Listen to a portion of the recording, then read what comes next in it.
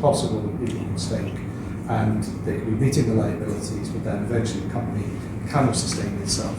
And that's why there are certain protections and what gets funded. This would be higher risk in the sense that the money is exposed for longer, but at its original size and for the first few years of operation, it was actually quite small, and it was able to cover its liabilities. I think the crux of your question, I suspect, is if it's a 3-year bet, why don't we require people to hold money to cover a whole 3 years?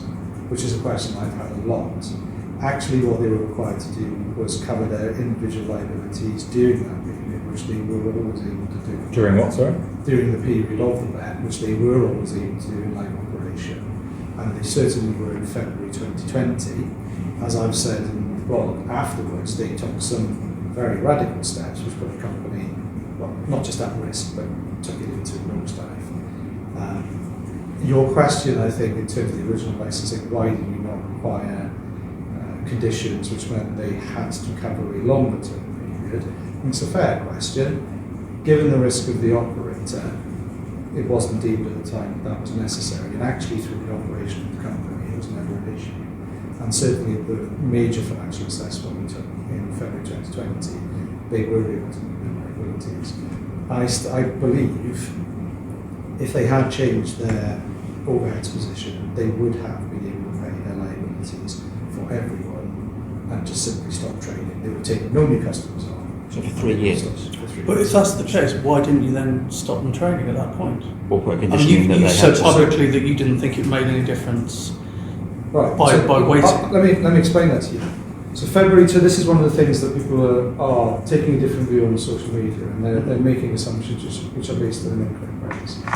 So February 2020, our in-depth financial assessment shows they had a cash holding policy of 12 months, which I've said about. They had cash to cover everything without changing anything they were doing. So in the pandemic, and this is why it was so important in the pandemic, football stopped. So obviously customers are not engaging with this. The question is, can you sustain yourself? The answer, based on the assessment, was yes. And a cash holding policy meant that they could do that. In the event of the company becoming, well, just basically ceasing to operate for some reason, they could have slashed their overheads, they had enough cash to have either just paid it out there and then, or to have carried on paying out over a 3-year period.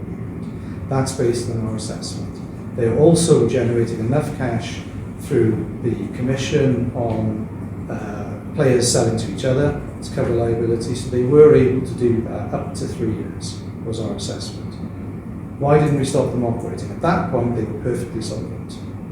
February 2020, they were solvent. But they were offering a product that you knew nothing about and hadn't regulated. No. This comes back to my earlier point. We regulated the gambling element that's defined by the Gambling Act in their original license. They included a product which we had not licensed and not given everyone and wasn't in their license application, which was the selling of shares between people, which is why a lot of people got into Football Index. So a lot of people tweet me going, I was never in it for the dividends. I believe that.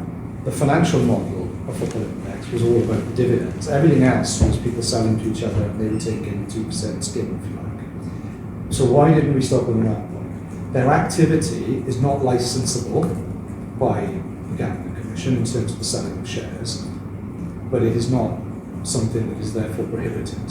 So if they had come to you originally with that model, you wouldn't have licensed them? We wouldn't have included it in the license. We wouldn't have been able Because we couldn't have to, done. because that didn't fall within our regulatory remit.